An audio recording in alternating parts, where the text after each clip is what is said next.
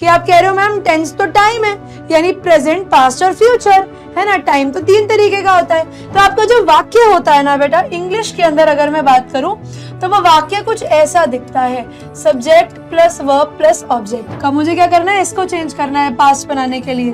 तो क्या हो जाएगा, सोनिया कंप्लीट की जगह क्या लगा दूंगी, कंप्लीटेड होमवर्क। ऐसे हो गया था बेटा इसका V2, तो वैसे ही इसका थर्ड फॉर्म हो जाता है ईटन।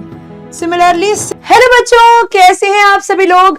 मैं निहारिका आप सब बच्चों का फिर से एक बार बहुत बहुत स्वागत करती हूँ आपकी अपनी दृष्टि सीरीज में। और मैं उम्मीद करती हूँ आप सब बच्चे मस्त होंगे, स्वस्थ होंगे और आज की क्लास के लिए रेडी होंगे। तो भाई जैसा कि आप बच्चों को पता है कि हम लोग एक एक करके अब हमारे सिलेबस को आगे बढ़ा रहे हैं। तो भाई आपके सिलेबस को आगे बढ़ाते हुए मैं लेकर आ गई हूँ आप लोगों के लिए आपका मोस्ट अवेटेड ग्रामर टॉपिक, जिसका नाम है बच्चों टेंसेस। तो टेंसेस के बारे में बेटा आज हम पढ़ाई करने वाले हैं। टेंसेस बोले तो काल, आज हम काल के बारे में पढ़ेंगे। What do you mean by tenses, उसके बारे में पढ़ेंगे, उसके बेसिक्स के बारे में जानेंगे, कैसे क्वेश्चंस पेपर में देखने को मिलेंगे, उन सब के बारे में जानेंगे। तो भाई आज की क्लास आप लोगों के लिए बड़ी इंपॉर्टेंट है। तो मैं चाहती हूँ कि सब बच्चे दिमाग लगाकर ध्यान से सुनेंगे एक एक बात को। और दूसरी बात जो मैं आज आप लोगों को बेटा बताना चाहती हूँ वो ये है कि अब आप सोचेंगे कि मैम आप ग्रामर करा रही हैं तो क्या मैम हमें साथ में नोट्स बनाने हैं। तो नहीं बेटा, मैं उम्मीद यही करती हूँ और मैं चाहती भी यही हूँ कि आप लोग नोट्स बाद में बनाओ, क्योंकि मैं ये चाह रही हूँ कि क्लास में जब आप लोग सुने जो मैं पढ़ा रही हूँ उस बात में आपका फुल फोकस हो। तो भाई फुल फोकस तभी होगा जब आप ध्यान से सुनेंगे, क्योंकि आप लिख रहे हैं, सुन रहे हैं, लिख रहे हैं, सुन रहे हैं, उसमें आपका फोकस टूटता है ना। तो मेरा सजेशन ये रहेगा कि आज के क्लास को पहले सुनिएगा, समझिएगा और उसके बाद अपनी कॉपियों में उतारिएगा, ठीक है। तो फिर बिना किसी देर के आइए बच्चों शुरू करते हैं हम लोग हमारे टॉपिक ऑफ टेंसेस को, जो मैंने आप लोगों को आज की क्लास में कराना है। भाई अब आपके दिमाग में सबसे पहला सवाल यही आ रहा होगा कि टेंसेस होते क्या है ना। यही आ रहा होगा ना आपके दिमाग में कि मैम टेंसेस हम पढ़ने वाले हैं, लेकिन मैम टेंसेस होते क्या हैं, what do you mean by tenses, tenses क्या है, इनका क्या काम है, इनका क्या रोल है। तो भाई अगर मैं बात करती हूँ आप लोगों से टेंसेस की, तो टेंसेस को अगर मैं सिंपली हिंदी में ट्रांसलेट करूं तो बेटा ये है काल, है ना। टेंसेस का मतलब हो गया हिंदी में काल, यानी आज हम पढ़ने वाले हैं टेंसेस को यानी काल को। मैम टेंसेस क्या है, ये तो आपने हमें एक हिंदी का ट्रांसलेशन बताया, लेकिन होता क्या है। तो बेटा काल का मतलब होता है समय, है ना। तो मैम फिर अगर टाइम ही टेंसेस है तो हम लोग टेंस बोले या टाइम बोले, बात तो एक ही हुई कि आप कह रहे हो मैम टेंस तो टाइम है, यानी प्रेजेंट, पास्ट और फ्यूचर, है ना। टाइम तो 3 तरीके का होता है। क्या होता है मैम, मैम सबसे पहले हमारे पास प्रेजेंट होता है, मैम वर्तमान काल, मैम ऐसे ही हमारे पास पास्ट टेंस होता है, मैम ऐसे ही हमारे पास फ्यूचर टेंस होता है। मैम अगर टेंस ही टाइम है और टाइम ही टेंस है तो मैम हम टेंसेस को क्यों पढ़ते हैं, हम टाइम को क्यों नहीं पढ़ते, क्योंकि आप पढ़ाओगे तो आप प्रेजेंट, पास्ट और फ्यूचर ही।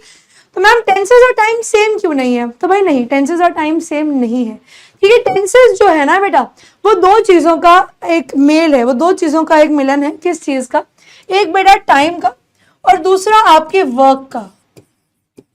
किसका, एक टाइम का और दूसरा बेटा आपके वर्क का। वर्क बोले तो आपका काम।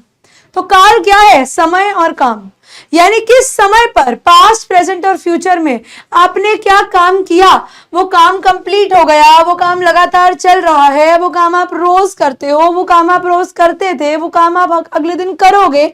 तो यानी जब भी आप बात करते हो टेंसेस की तो आप समय को और बेटा काम को जोड़ते हो, है ना। तो अगर आपको सिंपल भाषा में टेंसेस को समझना है, कल को अगर आपके बच्चे भी जब बड़े हो जाएंगे कोई पूछे आपसे कि टेंसेस क्या होता है, तो आप उन्हें बताओगे कि tenses is equal to time plus work, यानी समय प्लस काम। जब ये दोनों चीजें मिल जाती हैं तो हमारा टेंसेस का टॉपिक तैयार हो जाता है। अब यहाँ पर बेटा मैंने लिखा वर्क। अब वर्क से आप लोग ये समझे कि वर्क बेटा 4 तरीके का होता है। वर्क कैसा होता है, 4 तरीके का होता है। एक तो होता है बेटा सिंपल वर्क, कि आपने करा, आप करते हो, आपकी हैबिट्स बताता है। एक होता है बेटा कॉन्टिन्यूअस वर्क। कॉन्टिन्यूअस वर्क से हमसे पढ़ के ही समझ में आ रहा है, मतलब लगातार होने वाला काम। सिमिलरली बेटा एक हमारे पास होता है परफेक्ट वर्क। परफेक्ट वर्क कौन सा होता है, आप परफेक्ट किस चीज को बोलते हैं बेटा, जो आपके हिसाब से पूरी हो गई है, तो आपके पास परफेक्ट वर्क होता है। सिमिलरली बेटा आपके पास एक कैटेगरी और होती है, एक होता है बच्चे परफेक्ट कॉन्टिन्यूअस वर्क। क्या होता है? Perfect continuous. परफेक्ट कॉन्टिन्यूअस का मतलब हो गया कि जो भी कार्य है वो पहले से चलता आ रहा है और आगे आने वाले समय में पूरा हो जाएगा। तो हमने क्या समझा? हमने ये समझा कि जब हम लोग टाइम और वर्क को जोड़ते हैं तब हमारे पास टेंस निकल कर आता है। और यही हमारे पास 3 टाइम है, प्रेजेंट, पास्ट और फ्यूचर, यानी वर्तमान, भविष्यकाल और भूतकाल। और हमारे पास 4 तरीके के काम है, सिंपल, कॉन्टिन्यूअस, परफेक्ट और परफेक्ट कॉन्टिन्यूअस। जब हम इसको और बेटा इसको जोड़ेंगे, प्रेजेंट को जोड़ेंगे सिंपल के साथ, कॉन्टिन्यूअस के साथ, परफेक्ट के साथ, परफेक्ट कॉन्टिन्यूअस के साथ, पास्ट को जोड़ेंगे सिंपल के साथ, कॉन्टिन्यूअस के साथ, परफेक्ट के साथ, फिर परफेक्ट कॉन्टिन्यूअस के साथ, फ्यूचर को जोड़ेंगे बेटा सिंपल, कॉन्टिन्यूअस, परफेक्ट और परफेक्ट कॉन्टिन्यूअस के साथ, तो हमारे टेंसेस का पूरा टॉपिक इसी तरीके से कंप्लीट हो जाएगा। हमें सिर्फ इतना ही करना है कि जो टॉपिक हमें दिया गया है उसको हमें यूज करके हमारे जितना भी टाइम है उन सबको वर्क के साथ जोड़ना है, और जो सेंटेंसेस बनेंगे बेटा वो हमारे टेंस के सेंटेंसेस बनेंगे। ठीक है, क्लियर? आई होप यहां तक आप बच्चों को बात समझ में आ गई होगी। क्लियर है यहां तक सब बच्चों को? यहां तक मैं उम्मीद करती हूं कि सब बच्चों को जो है बात क्लियर होगी जो मैं आप लोगों को समझाना चाह रही हूं। ठीक है, tenses is equal to time plus work. अब जब भी बेटा आप अपने वाक्य बनाते हो तो वाक्य में आपका सिंपल वाक्य किस तरीके का होता है? आपने टेंसेस के बारे में बेसिक समझे। अब ये समझो कि जब आप अपने सेंटेंस के लिए एक वाक्य तैयार करते हो तो उस वाक्य का रूपांतरण, उस वाक्य का जो आप कहते हैं बेस बनाएंगे, वो किस तरीके से बनेगा, उसमें टेंस का प्रयोग किस तरीके से होगा वो समझते हैं।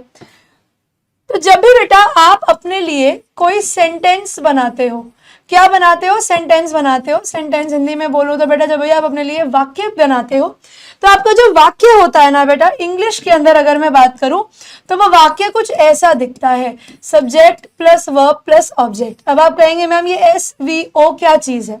जहां पर बच्चे S स्टैंड करता है आपके वाक्य में कर्ता के लिए, यानी आपके डूअर के लिए, कि आपके सेंटेंस में एक्शन किसने लिया।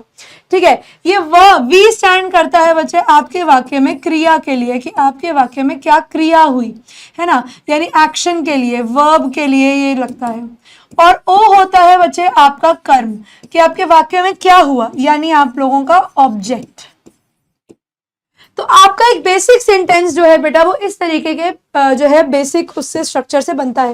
मैं आपको सिर्फ एक बेसिक सेंटेंस लिखकर दिखाती हूं, आपको समझ में आएगा। फॉर एग्जाम्पल बेटा मान लो मैंने लिखा राम ईट्स चॉकलेट। मैंने लिखा राम ईट्स चॉकलेट, तो राम क्या हो गया? सब्जेक्ट। वर्ब क्या हो गया? ईट। चॉकलेट्स क्या हो गया? ऑब्जेक्ट। कि राम खाता है, लेकिन राम क्या खाता है भाई? राम चॉकलेट खाता है ना। तो राम ईट्स चॉकलेट। तो ये हो गया बेटा आपका बेसिक सेंटेंस। आप कोई भी अंग्रेजी का सेंटेंस बनाएं, कोई भी टाइम, कोई भी वर्क को जोड़े, यानी कोई भी टेंस और कोई भी आपका कोई भी टाइम है आपका, कोई भी समय और कोई भी काम को जोड़ेंगे तो बेटा हमेशा सेंटेंस इसी लॉजिक से बनेगा, SVO से बनेगा। ठीक है, अब हम शुरू करने वाले हैं आप लोगों को समझाना कि टेंसेस क्या होते हैं। हमें क्या करना है बेटा? हमें एक एक वर्क उठाना है। सबसे पहले हम क्या करेंगे? सबसे पहले हम हमारा वर्क उठाते हैं। हमारा वर्क क्या है? हम सबसे पहला वर्क जो आज समझेंगे वो है मैम सिंपल वर्क, यानी आज हम सिंपल सेंटेंसेस बनाना सबसे पहले सीखते हैं। सिंपल सेंटेंसेस बनाने के लिए हमें कुछ नहीं करना है। जैसे आप मानिए कि मैं आप लोगों को आज खाना बनाना सिखा रही हूँ, तो तुम्हारी इंग्रेडिएंट्स है ये, तुम्हारी सामग्री है ये रहे बेटा आप लोगों के 3 कॉलम्स जिनमें हम लोग पढ़ने वाले हैं आपके तीनों काल। अब देखो, जब मैं सिंपल की बात आप लोगों से करती हूं बेटा, तो सिंपल टेंस मुझे क्या सिखाता है? देखो, सिंपल टेंस में कवर क्या होता है पहले ये जान लो। जब मैं बात करती हूँ बेटा सिंपल वर्क की, तो सिंपल वर्क में कोई भी आपकी हैबिट, ठीक है, प्रेजेंट में हो, पास्ट में हो, फ्यूचर में हो, कोई भी आपकी हैबिट, ठीक है, कोई भी आपका डेली एक्शन, कोई भी ऐसा काम जो आप अभी कर रहे हो या करते हो, ठीक है, उसके अलावा कोई भी बेटा अगर मैं कहूं आप लोगों की सिंपल स्टेटमेंट, मैं कहती हूँ कोई भी बात जो आप नॉर्मली करते हो किसी से भी, वो आप लोगों की सिंपल कैटेगरी में आती है, जिसमें आपने कोई बात को सामने वाले के आगे रखा, वो कैसे हुआ, कब हुआ, उसके बारे में हम ज्यादा बात नहीं करते। लेकिन जब मैं आपको सिंपल कैटेगरी को सबसे पहले प्रेजेंट के साथ जोड़ के दिखाती हूं, हमने क्या किया? हमने प्रेजेंट के साथ यानी वर्तमान के साथ जोड़ दिया सिंपल को, प्रेजेंट सिंपल। तो सिंपल तो नॉर्मल स्टेटमेंट बताता है, तो भाई यहाँ पर इसका यूज क्या क्या होगा, हमें पता लगेगा बेटा कि यहाँ पर जो हमारे प्रेजेंट सिंपल में सेंटेंसेस बनेंगे उसमें क्या क्या चीजें आएंगी, आपके डेली एक्शंस, ऐसे काम जो आप रोज करते हैं, ठीक है, आपकी हैबिट्स आएंगी, वो काम जो आपकी आदत है, ठीक है। उसके अलावा आएगा बेटा यूनिवर्सल ट्रूथ। यूनिवर्सल ट्रूथ का मतलब हो गया कोई भी ऐसी चीज जो दुनिया भर में सत्य है। जैसे मैं कहती हूँ वी ब्रीथ ऑक्सीजन, कि हम सब लोग सांस लेते हैं ऑक्सीजन से, है ना, हम सब लोग ऑक्सीजन लेते हैं and we exhale carbon dioxide, और कार्बन डाइऑक्साइड को हम लोग बाहर छोड़ देते हैं, है ना। जैसे मैं कहती हूँ we drink water to live, हम लोग जीने के लिए पानी पीते हैं। अब तुम सिर्फ जीवन भर कोल्ड ड्रिंक पीकर तो नहीं जी सकते ना, पानी तो तुम्हें पीना पड़ेगा, है ना। तो अब इस तरीके के सेंटेंसेस, जैसे मैं कहती हूँ ताजमहल इज इन आगरा, अब ताजमहल आगरा में औरंगाबाद में तो नहीं है ना। तो ऐसे वाक्य जो आपका जनरल ट्रुथ दिखाते हैं बेटा वो प्रेजेंट सिंपल में आते हैं, ठीक है मैम, समझ में आ गया। मैम क्या इसका कोई रूल भी है जिससे हमें याद ही हो जाए कि इसको हमें ऐसे ही बनाना है? तो बिल्कुल बेटा, इसका रूल भी है। इसका रूल होता है बेटा सब्जेक्ट, उसके साथ V1 या V5 प्लस ऑब्जेक्ट। अब आपके दिमाग में एक बात जरूर आएगी, मैम ये V1 तो समझ में आ गया, पढ़ा है, V5 क्या है? तो V5 जान लीजिए बेटा क्या है। V5 का मतलब होता है आपने वर्ब के साथ S या ES लगा दिया। जैसे कि फॉर एग्जाम्पल अगर मैं आप लोगों को बोलूं, मैं अगर प्ले के साथ S लगाती हूँ तो मेरा वर्ड बन जाता है प्लेज, ठीक है। तो जब मैं वर्ब में S या ES लगा देती हूँ तो वो बन जाता है बेटा मेरा V5, ठीक है। अब ये समझने वाली बात है कि मैम ये V1 और V5 यूज कहाँ होंगे? ये V5 यूज होगा बेटा सिंगुलर सब्जेक्ट के साथ।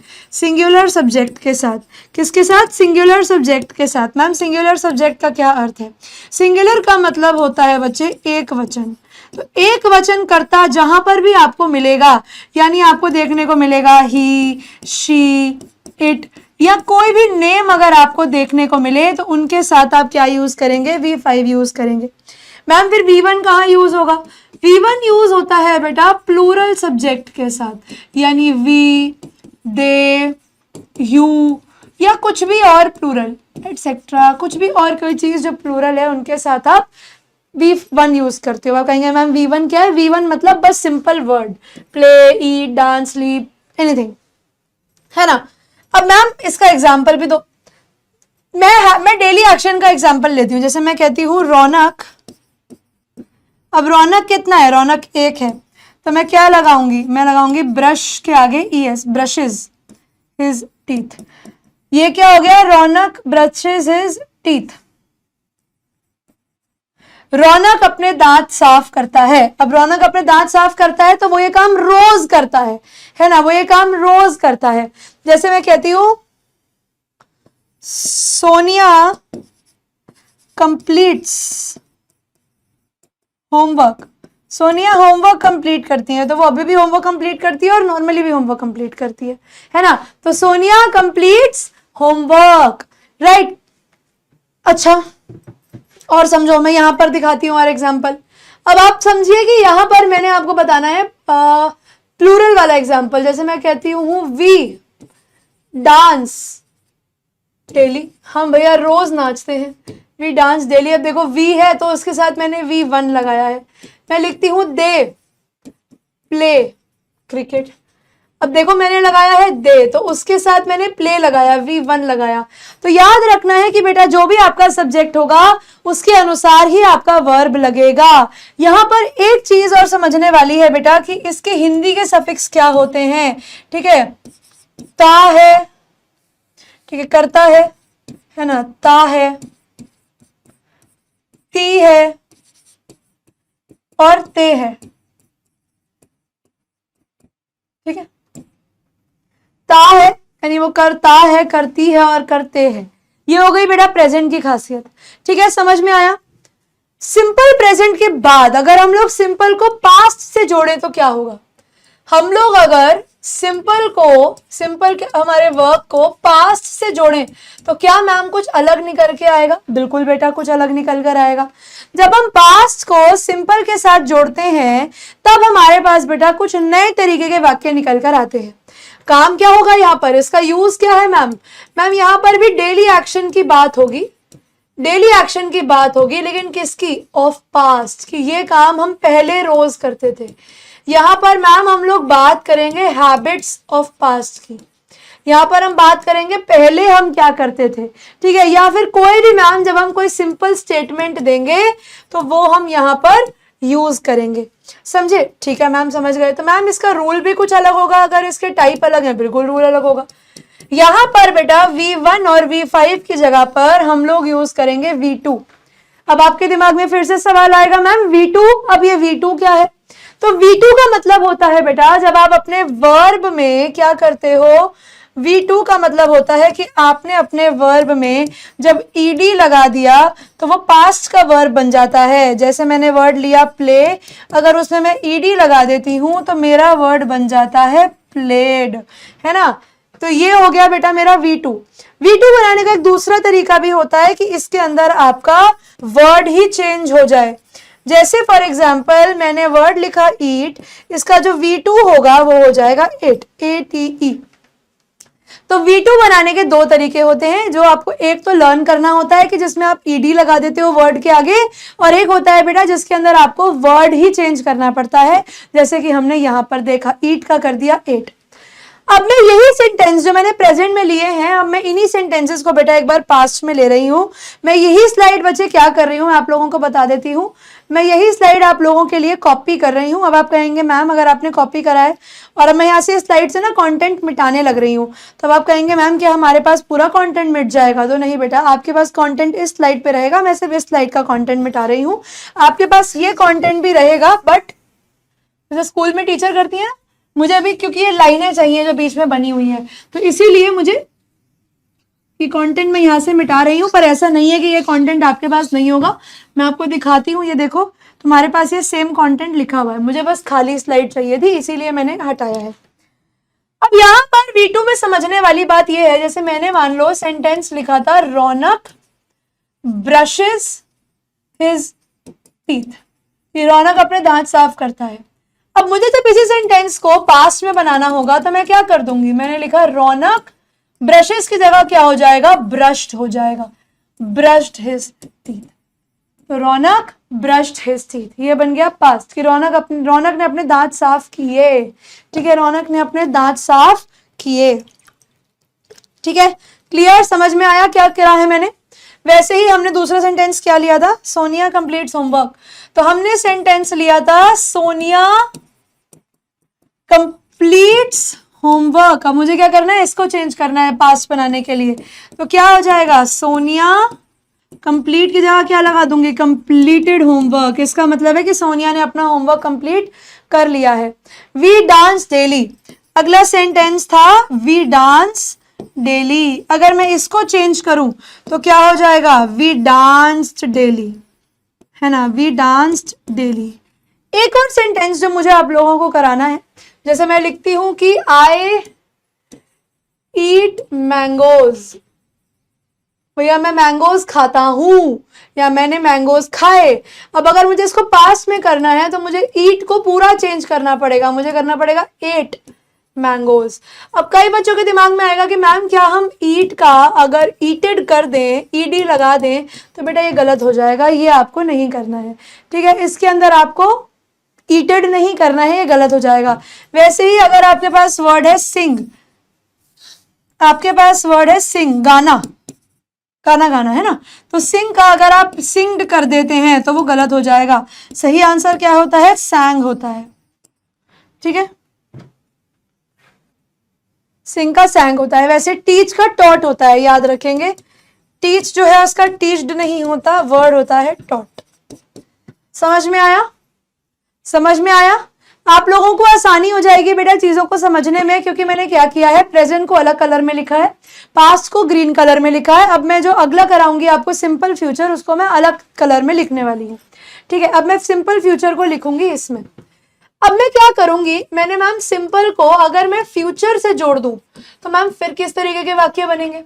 ऐसे केस के अंदर बेटा वाक्य होंगे एनी, कोई भी एक्शन जो आपका फ्यूचर फर्दर एक्शन, ठीक है, कोई भी ऐसा काम जो अभी आप आगे जाकर भविष्य में करोगे। ठीक है, तो मैम इसका रूल क्या होगा? मैम क्या इसमें भी हैबिट्स वगैरह आएंगी? नहीं, जो चीज बेटा हुई नहीं उसमें आप हैबिट बना ही नहीं सकते। तो जो आप काम भविष्य में करोगे इसमें वो काउंट होगा। इसका रूल क्या होता है? मैम सब्जेक्ट लगाते हैं, फिर हम लगाते हैं विल या शैल, फिर लगाते हैं मैम हम V1 और लगाते हैं मैम हम ऑब्जेक्ट। तो मैम ये विल शैल का क्या काम है? तो भाई मैम ये विल शैल का, बच्चों मतलब मैं बता रही हूँ, ये विल शैल का काम होता है आपके फ्यूचर को दिखाने का, कि इसमें आप करेगा, करेगी, करेंगे, तो आपके फ्यूचर को दिखाता है आपका विल और शैल। तो क्या मैम हमारी मर्जी है, हम कहीं पर भी विल यूज कर सकते हैं, कहीं पर भी शैल यूज कर सकते हैं? अगर मैं सिर्फ टेंसेस की बात करूं तो हाँ बेटा, आप कहीं पर भी अपनी मर्जी से विल भी यूज कर सकते हो, शैल भी यूज कर सकते हो, आपको कोई रोकने टोकने वाला इस जगह पर नहीं होगा। तो मैम सेंटेंस कैसे बनेंगे? मैं वापस लेती हूँ, रौनक, फिर मुझे लगाना है विल या शैल, तो मैंने लगा दिया विल, फिर मुझे लगाना है वर्ब का first form, brush his teeth. तो सेंटेंस क्या बना? Raunak will brush his teeth, Raunak brush करेगा, है ना। Sonia will complete her homework, Sonia अपना होमवर्क कंप्लीट करेगी। आई विल ईट मैगी, मैं मैगी खाऊंगा। They will go to park, वो लोग पार्क जाएंगे। तो मुझे समझ में आया कि सिंपल फ्यूचर की खासियत क्या होती है? गा, गे और गी, करेगा, करेगी, करेंगे, है ना। तो इसकी जो खासियत होती है बेटा वो गा, गे, गी होती है, ठीक है। इसकी होती है आ, ए और ई, करा, करे, करी, है ना। मैंने खाना खाया, हम सोएंगे, ऐसा, ठीक है। ए वाला क्लियर? यहां पर सिंपल, मैं उम्मीद करती हूं कि सबको समझ में आ गया होगा। अब भाई मैं बात करती हूं आपसे, जब मैं बात करूंगी कॉन्टिन्यूअस की। अब मैम हमने सीख लिया कि वर्क ऐसे होता है, मैम फिर कॉन्टिन्यूअस में क्या करेंगे? अगर वर्क कॉन्टिन्यूअस में हो रहा होगा तो फिर हम उसको कैसे करेंगे? तो जब बेटा मैं बात करती हूँ कॉन्टिन्यूअस की, तो कॉन्टिन्यूअस का मतलब होता है कि कार्य लगातार हो रहा है, और लगातार के लिए हमारे पास खासियत है हमारी V4। V4 का मतलब होता है बेटा वर्ब के साथ जब आप ing लगा दो, यानी मैं कहती हूँ कि मैंने वर्ड लिखा प्ले, प्लस इसके साथ अगर मैं ing लगा दूंगी तो मेरा वर्ड बन जाएगा प्लेइंग, और यही है बेटा मेरा V4।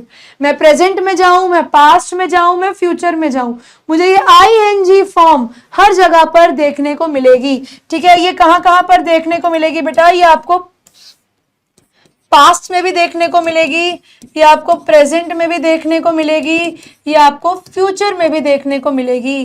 तो कॉन्टिन्यूअस की सबसे बड़ी खासियत क्या है कि इन तीनों के अंदर बेटा V4 का इस्तेमाल होता है, यानी वर्ब के साथ ing फॉर्म का इस्तेमाल होता है।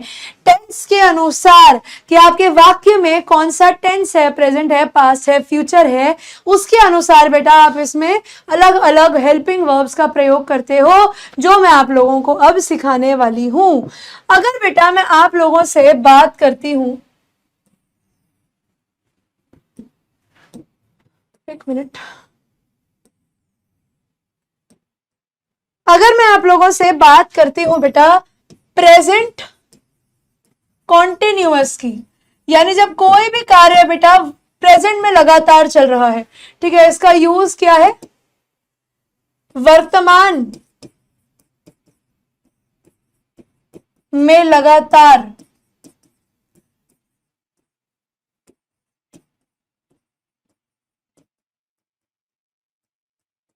वर्तमान में लगातार कार्य चल रहा है, ठीक है। अब इसकी खासियत क्या है, इसको आप कैसे सॉल्व करोगे, इसको आप कैसे बनाओगे इसके वाक्यों को, इसका यूज क्या होता है? पहले कलर सेम लेने दो मुझे, सॉरी। इसका रूल क्या होता है बेटा? इसका रूल होता है, क्योंकि आप प्रेजेंट की बात कर रहे हो, तो प्रेजेंट में आपकी खासियत क्या होती है? आप लगाते हो सब्जेक्ट, फिर आप लगाते हो इज, एम, आर, फिर लगाते हो ing और लगाते हो ऑब्जेक्ट। मैम ये इज, एम, आर किन के साथ यूज होते हैं?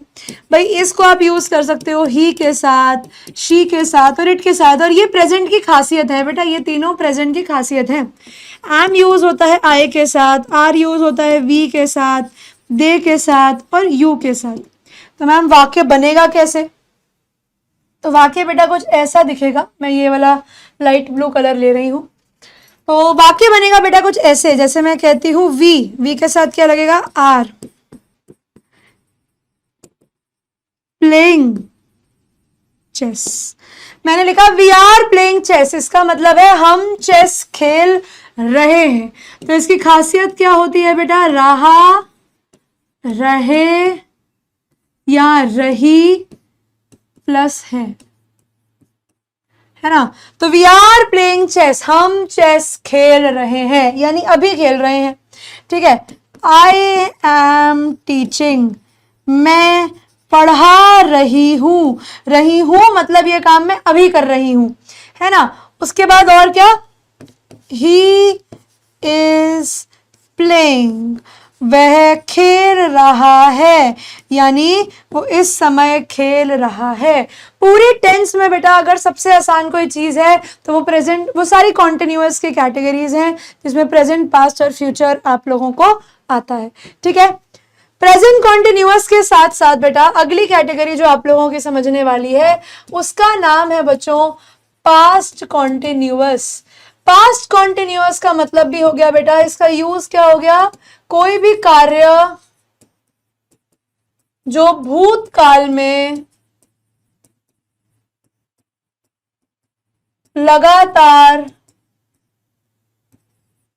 चल रहा था। खासियत क्या हो गई? रहा था। रूल क्या हो गया?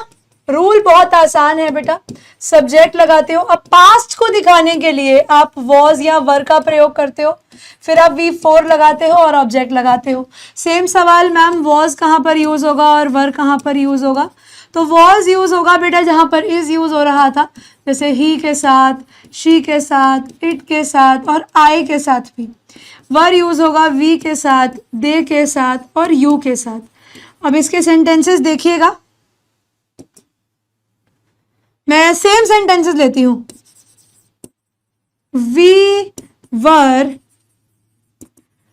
Playing games, we were playing games, हम गेम खेल रहे थे। ठीक है, रहे थे, कोई काम पहले लगातार हो रहा था, अब नहीं खेल रहे, है ना। आई वॉज स्लीपिंग, मैं सो रही थी यानी पहले सो रही थी, अभी नहीं सो रही हूं, है ना।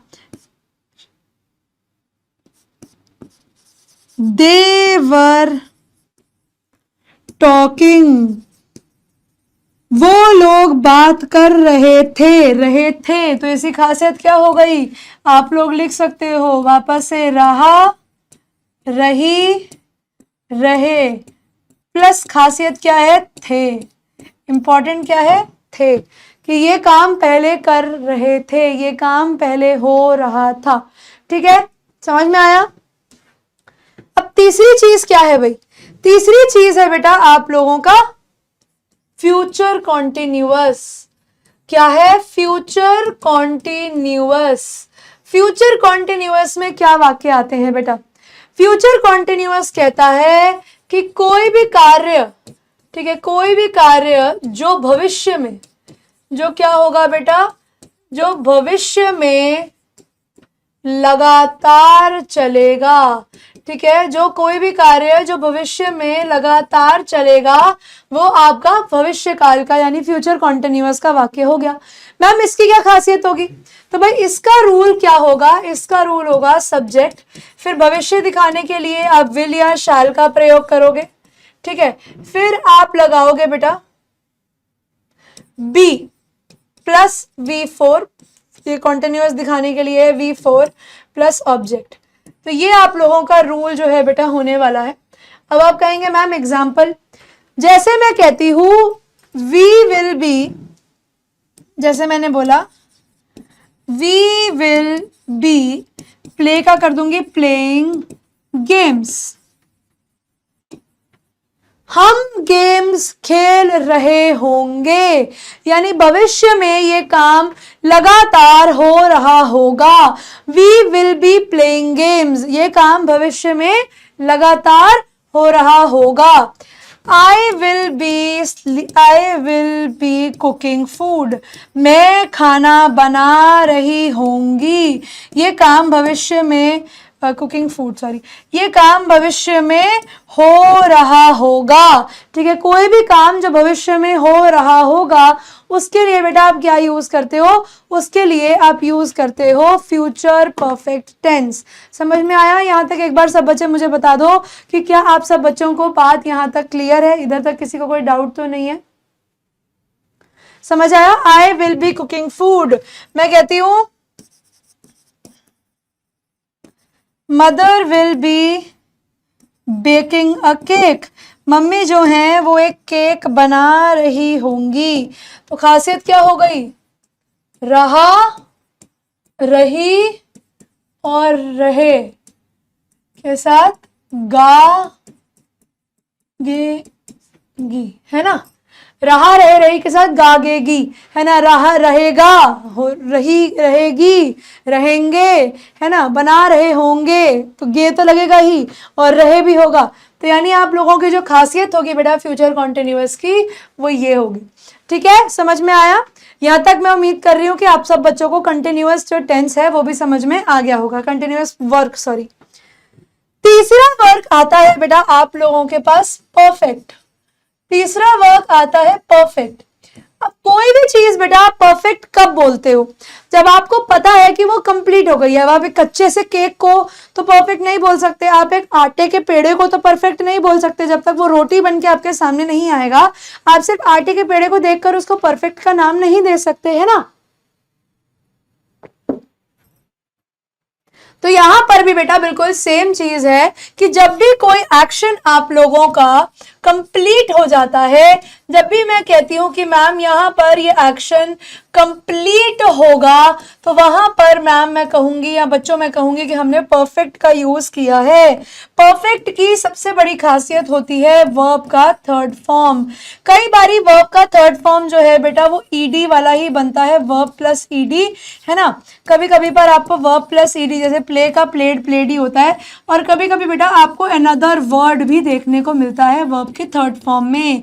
मैम क्या क्या देखने को मिलता है? तो बेटा जैसे मैंने आपको ईट बताया था, ईट का ये हो गया 1, 8 हो गया था बेटा इसका V2, तो वैसे ही इसका थर्ड फॉर्म हो जाता है ईटन। सिमिलरली सिंग वर्ड अगर मैं लिखती हूं तो सिंग का फर्स्ट फॉर्म हो गया सिंग, सेकंड हो गया सैंग और थर्ड हो गया सिंग सैंग संग, है ना? सिमिलरली ऐसे ही होता है ड्राइव, ड्राइव वर्ड बनता है ड्रोव, थर्ड बनता है ड्रिवन। टीच, टॉट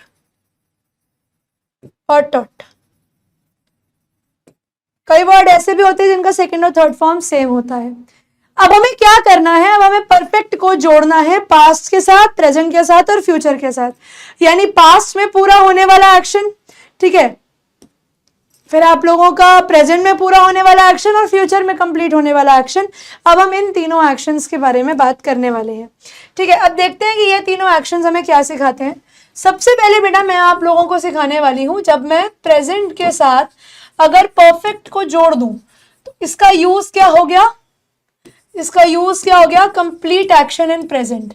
कि भाई यहां पर मैं किसी ऐसे कार्य के बारे में बात करूंगी जो मेरा भविष्य काल के अंदर ही पूरा हो गया है। मैम इसका कोई रूल भी होगा? बिल्कुल है। तो सब्जेक्ट लगाओगे, आप लगाओगे हैज और हैव। ये हैज हैव प्रेजेंट की खासियत है, ये वर्ब का थर्ड फॉर्म आपकी परफेक्ट टेंस की खासियत है और ऑब्जेक्ट। मैम फिर वापस से बताओ हैज हैव कहाँ यूज होगा?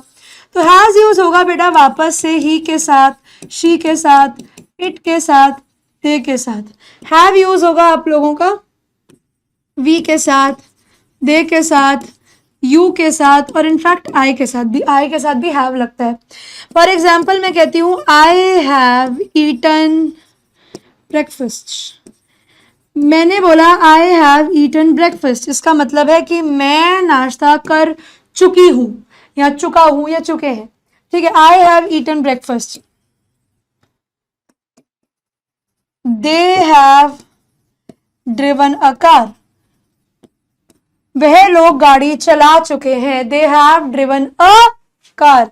ठीक है, सिमिलरली अब देखो और क्या होगा, they have driven a car, इसका कलर चेंज यहीं से कर देते, they have driven a car. Similarly देखो मैं कहती हूं he has broken a bone, भैया वो अपनी एक हड्डी तोड़ चुका है, he has broken a bone।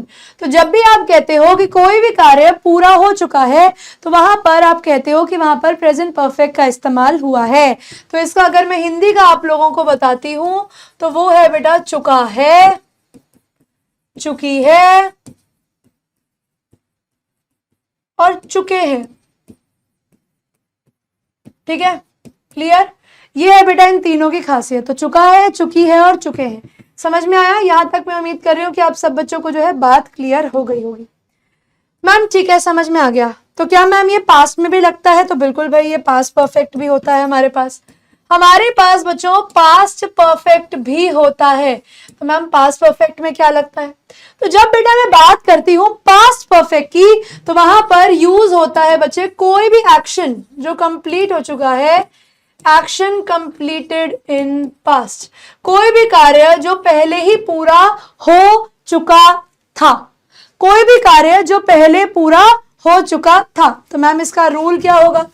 Rule में बेटा आता है सब्जेक्ट प्लस पास्ट टेंस को दिखाने के लिए सिर्फ एक हैड वर्ड का यूज होता है, ऑब्जेक्ट, वर्ब का थर्ड फॉर्म और ऑब्जेक्ट। मतलब मैं अगर लिखूं I had eaten lunch, I had eaten lunch का मतलब हो गया मैं लंच खा चुका था, कोई भी काम जो हो चुका था। आई हैड ईटन लंच, ये काम जो है मैं कर चुका था।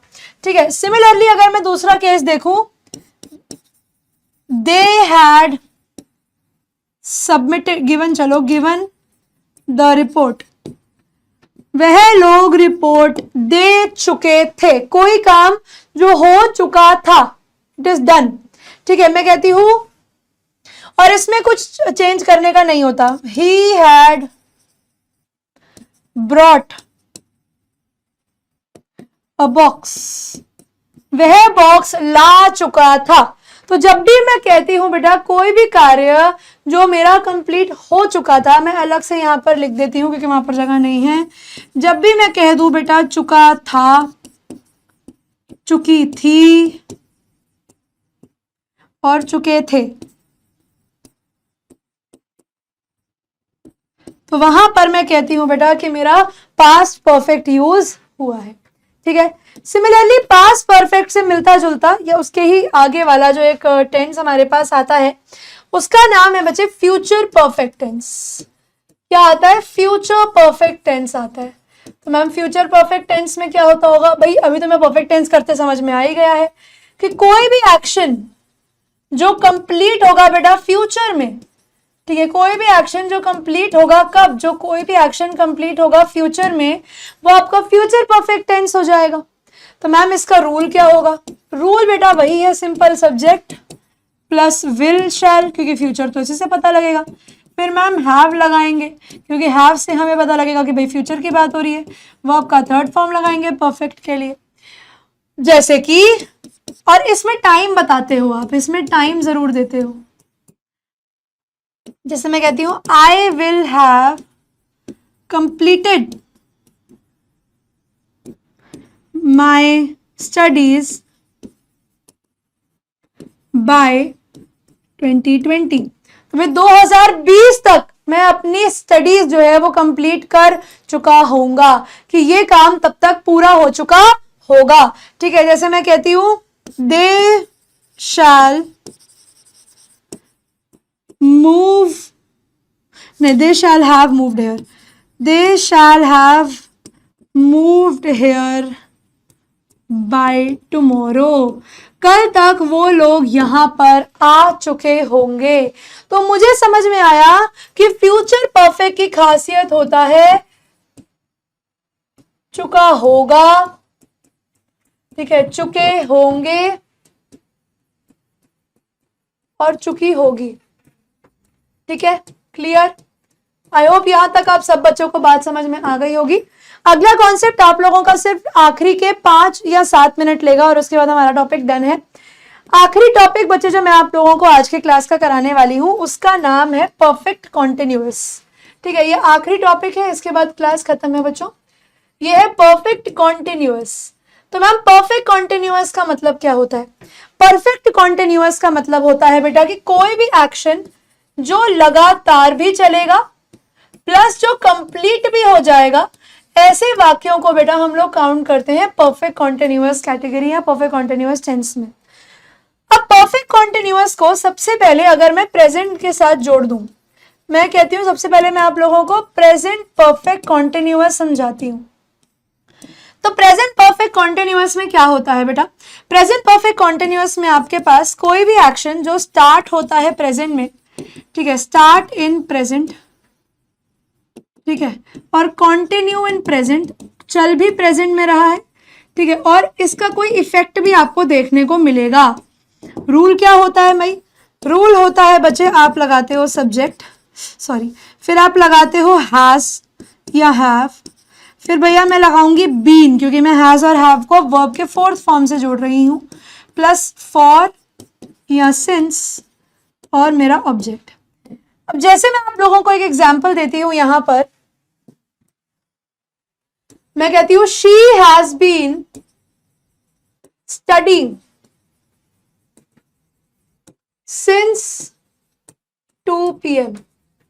जैसे मैंने बोला she has been studying since 2 PM, इसका मतलब यह है कि उसने पढ़ना शुरू किया था 2 बजे और उसके बाद वो लगातार बेटा पढ़ रही थी और ये कार्य अभी भी चल रहा है, इसका अंत अभी भी नहीं हुआ है। आपके दिमाग में एक सवाल जरूर आ रहा होगा कि मैम यहाँ पर ये जो फॉर और सिंस यूज हुए हैं ये किसके लिए हुए हैं? तो बेटा जब भी आप एक टाइम पीरियड बताते हो, यानी आप कुछ घंटों के बारे में बात करते हो, इतने समय से लेकर इतने समय तक, वहां पर आप फॉर यूज करते हो। और जब भी आप बेटा किसी पॉइंट ऑफ टाइम, मैं कहती हूँ भैया सुबह, since morning, since night, since 1990, since Thursday, जब आप कोई समय, कोई पर्टिकुलर पॉइंट बताते हो तब सिंस लगाते हो। और जब आप एक टाइम ड्यूरेशन बताते हो, 2 घंटे, 4 घंटे, 5 घंटे, 10 दिन, 50 दिन, तब आप फॉर का इस्तेमाल करते हो। जैसे यहाँ पर मैंने लिखा सिंस 2 PM, यानी 2 बजे से वो पढ़ रही थी। ठीक है, अब एक और एग्जाम्पल फॉर का देख लो। They have been searching you for 4 hours। उन्हें तुम्हें ढूंढते ढूंढते 4 घंटे हो चुके हैं और वो अभी भी तुम्हें ढूंढ रहे हैं। ये हो गया बेटा आपका present perfect continuous. Present perfect continuous से मिलता जुलता आपके पास बिल्कुल सेम कैटेगरी में आता है पास्ट परफेक्ट कॉन्टिन्यूअस।